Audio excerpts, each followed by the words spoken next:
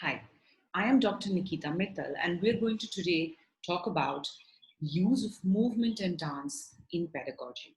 This is a topic that's always been part of all ECA learning summits. The reason being, as educators, all of you realize the importance of using dance and movement in your work. The only question that I have always been asked is how to integrate this in learning, because the curriculums are already very exhaustive. The teachers are already using so many different tactile and other methods, video, audio and visual aids for children to learn better. Then why movement? What is so special about dance? I like to use the word movement because dance has been something that has been a little, uh, I think, generalized, because we think of dance as technique. We think of dance as something that has to be learned or something that needs talent. Here we are saying that the use of movement really does not need any particular talent, because movement is for you, it's for me, it's for all of us. All of us who breathe, who actually have a heart beating and a digestive system working, are in so many ways moving all the time. Nature is moving all the time. And I repeat myself at every presentation I make that we are a constitution of so many elements that are constantly moving. And because movement is such an essential part of development, of a child's development, we must include that as part of curriculum. What has happened over so many years is movement is termed as an extracurricular activity, which means outside or extra. It doesn't have to be inclusive. Also, most of the movement classes that happen in schools are separate from all of the work that happens in the curriculum. You will generally see that in the movement classes, the teachers are trying to, of course, use open arms, up, down, let's dance on a particular song. You see on the annual days that the teachers are actually inculcating the use of fun songs. But the idea is, how can a movement class aid in learning, further my goal of teaching a child who's preschooling alphabets, numbers, body awareness, how the world works, transport, vehicles, life cycle of a plant, life cycle of water, life cycle of a butterfly. All the goals that you hold as a preschool teacher can be furthered by the use of dance and movement.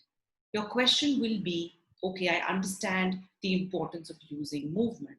But the other question to be answered is, what exactly do we do in a movement therapy class? What exactly is being done? My answer to this is going to be as simple as um, we all have understood over so many years that the representation of the skin and muscles, the nerve endings representation in the brain, is much, much larger than the representation of the eyes and the ears, which means using visual and audio modalities of learning actually do create impressions. But the amount of impressions and neuronal activation that happens when you use movement, because bones and muscles have a larger representation in the brain, the impact is larger, the neuron activation is bigger, hence recall and memory is better. The impact on the brain is going to help your child create longer and deeper memories of what you're teaching, which kind of brings us to the realization that we sometimes forget the rhyme, but we don't forget the action. It's because the neuro-linguistic association is so, so strong with our words and actions, which are thoughts and actions, is so deep that a simple action of can scare a child. A simple can make a child realize that you're a friendly, happy gesture and you're a good teacher. So these simple things can actually create very deep impressions. Hence, when we are teaching a child various concepts of preschool, why not use movement? Because they're going to learn so much faster and make it so easier for them to recall. Say, for example, the other thing that neurology also supports is that when a child moves, they're able to communicate much, much more, which also brings us to the developmental and evolutionary process of learning, is that movement actually is a precursor to language. What came before? Did movement come before when you were a child, or did language come before? When you wanted to go to your mother, did you say mama first, or the first thing you did was do a hand gesture? Or if you did not like your mashed apple, what did you do? Or say no? No was a word that was given much after you learned the action of no. Yes was a gesture and a body movement which you used much, much before you used the word yes. Did they? The words came after the action of they. Which really brings us back to the understanding that if all of our communication was initially non-verbal, developmentally, and in evolutionary ways, when you were tribals, the way we actually communicated with each other was with loud body actions because language came much, much later. Sophistication came with language. Communication was initially used just using body movements. But what happened is that language made us sophisticated, took away all our freedom. Now, what is happening is we're caging ourselves in this much required need to learn alphabets, to learn the right way to talk, the grammar. But what we are missing out is the much important body language associated to communication. And if our children can start early on in life to develop great body language, they will turn out to be confident, have better interpersonal skills, be able to express themselves much more completely rather than limiting them to the only pathway of learning to be audio and visual. How would you implement this as a teacher in your classrooms? Let's consider in a broad way the curriculum of a preschool or the learning objectives. You essentially want your child to develop pre-writing skills. Pre-writing skills come from gross and fine motor development. One of the primary things required to develop gross and fine motor uh, to further that growth is movement. So what do we make children do? We make them crawl, we make them run, we make them play with clay, we make them do different textures and sensory play in order to develop fine motor so that to develop pre-writing skills. But what a child really needs is to go back on his knees, go back on his arms and crawl, be a bear, be a rabbit, be a giraffe, be a lion, use his language, use his eyes, and this will help develop social skills. So what are the benefits of using movement in a session? The first benefit is that you as a teacher now can understand this classroom of my children, how many of them are thinkers, how many of them are doers, how many of them are communicators, how many of them are avoiding communication, how many of them are cooperative in have great social skills, how many of them are as of now not having adaptive social skills and need to work in that process rather than having to go through difficult psychometric testing or complicated scales. You can simply use one dance movement therapy exercise to understand all of this. Say, for example, if I were to ask my class of 20 children that, come on, children, let's all of us get together and make an aeroplane. Your simple suggestion to this classroom is that how many of you know what an aeroplane looks like? They all know that the aeroplane has a wide wingspan and that it goes side to side and they'll all run around in the class. But what we want as a teacher is we don't want individual aeroplanes. We want them to apply the knowledge of shapes, 2D and 3D, of spatial awareness to create an aeroplane together. You can start with simple things like let's make a circle together, let's make a square together, let's make a straight line, a slanting line, a sleeping line, and all of these various precursor exercises to think of let's make a train, let's make a car, let's make an aeroplane, let's make a cloud. Let's just think of different ways in which we want them to work as a group. What you are forcing them to do now is you're forcing them to use their application skills. You're forcing them to use their leadership skills, their communication skills. You're also enhancing the ability of the class to solve a problem together. Problem solving skills, so important in children these days. You're not giving them a solution, you're facilitating a solution. So you can be part of the problem solving process. And this might take probably 30 minutes, 20 minutes, but in these 20 minutes, you as a teacher would have made ample observation on how this child and how this class actually interacts with each other. And group cohesion can be developed when a class works together to create something. And this aeroplane that they create now is something that they made together. What are the other things that happen as a benefit to using movement therapy in learning? You help the child develop body awareness, body image, and body schema. All these terms are really simple. Body awareness is where is my head, where is my shoulder in compared to where are my legs. Body schema is where is my body in relation to my environment. How do I use my body in space is spatial awareness. And all these small aspects seem really tiny initially, but they're so important to my developmental, socially, emotionally, intellectually. A child who's going to get involved in movement is also going to be able to understand body parts much faster, is going to be able to understand anatomy, physiology, how my body works, how do I use my muscles, the difference between muscles and bones, the difference between the function of my head and the function of my feet. These simple learnings early on in life help them to decipher who they are and how they function. One of the other advantages of using dance movement therapy in your sessions is having great proprioceptive feedback. Proprioception basically means when I jump, when I walk, I have receptors in between my joints. These receptors send feedback to my brain, telling my brain, this is how I am spaced in my environment. This is my place, this is my position. I can close my eyes and tell if my wrist is bent downwards or upwards. This comes from proprioception. What happens to a child who's jumping and running is this proprioceptive feedback that the child is giving to his brain helps him to understand his place in his environment and calms his brain. This is very essential in children who have ADHD, who have ADD, who have autism. Proprioception can also be done by telling children to push the wall, push the furniture. It also takes care of the extra energy that some of the children have, and they're not able to expend it because of prolonged sitting.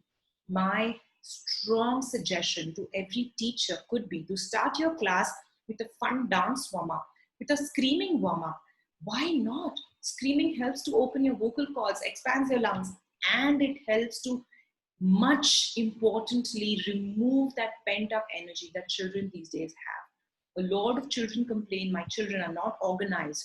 Organizing their behavior patterns happens when you indulge them in movement exercises. And this can be done so simply. Let's play a piece of music and let's all up, side, side. No touching, only in the air. Push the wall, push the floor. Walk with your, like wheelbarrow, walk with your hands on the floor. Bear crawl. So many simple things, and you will find your class much more organized. Many a times you're in the middle of the class and you feel there's a lot of distress, there's a lot of disturbance in the class. You can simply play music, have them clap their hands rhythmically, tap their tables rhythmically, give them a rhythm. 1, 2, 3, clap. 3, clap. 3, clap. These simple rhythmic exercises, they could even use it on their knee, on their lap, can really help to organize. Rhythm organizes us, like the rhythm of the heart, like the rhythm of our breathing, like the rhythm of the blood flowing in your body. Rhythm organizes. You can simply play music that sounds like the waves of the ocean. And this can, let's all become the waves of the ocean. And up and down, and this can be quietening. Versus expecting a child to sit for 2 minutes with the eyes closed, which doesn't really happen. They eventually open their eyes. Meditation is definitely encouraged, or chanting can be encouraged, but movement exercises will give you the cooperation and the involvement that you're looking at. Let's take, for instance, what are the different exercises that you'd like to do in association with the learning objectives? I just gave you an example of transport using an aeroplane.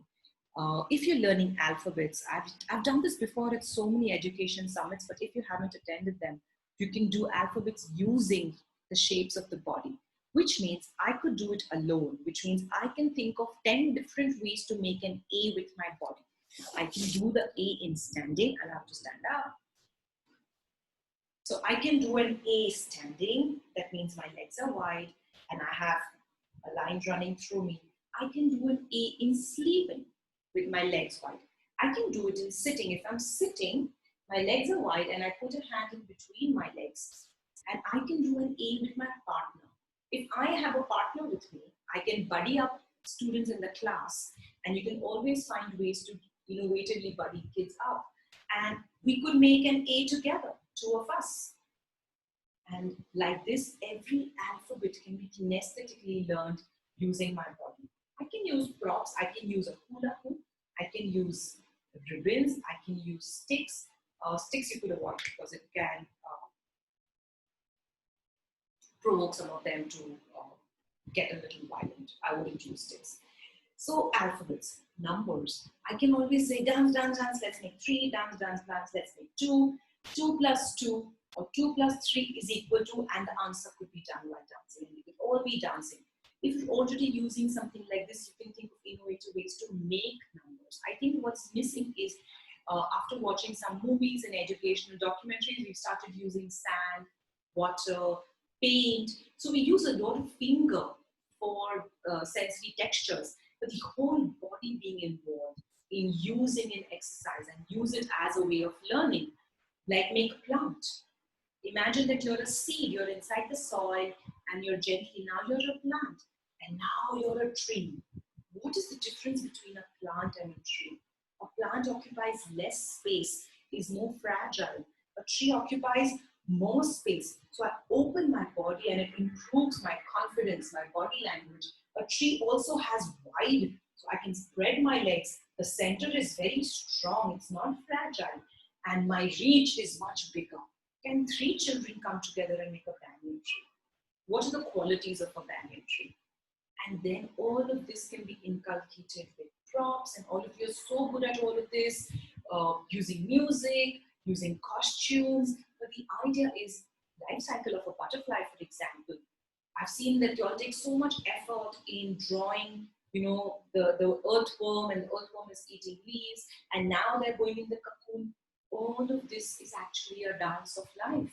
And if all of this can be used in movement exercises, I'd like to end this conversation by saying that it's not too difficult to shy away from any of these, because we anyways think that, there is a separate class for this, but the effort of my life would feel successful when movement becomes an integrated part of learning and not a separate subject, not a different subject. My movement class should become just a reflection or just an extension of what I'm doing in my classrooms. And that is when the success of a movement class will actually be brought out. Can my movement class actually become an extension of my learning? An open-ended conversation with my movement therapist, who's my also helps in early diagnosis of symptoms of learning disabilities, dyslexia, speech issues, behavioral issues, children who are facing familial problems or violence or probably parental issues. And all of these can be picked up in an open-ended session where I don't really have a particular way of dancing. I don't want you to do this for you to be perfect. What's happening right now is in a dance class, if you cannot do the technique the way the teacher has shown it, you're not considered to be okay to do that dance class. And this comes from personal example. My son has been given negative feedback by his dance teacher, by which till now, when he's 10 years old, every dance class he simply checks out, doesn't attend it, he hates dance. The son of a dance movement therapist has been treated in some way, given a negative feedback about his body image, about how he looks, about how he does, and others do better than him. Dance classes are not meant for comparison and competition. They're actually meant for collaboration. If the children can connect, it's meant for collaboration, connection, cumulative work, and creativity. I urge all you teachers to please inculcate movement as part of your curriculum. Thank you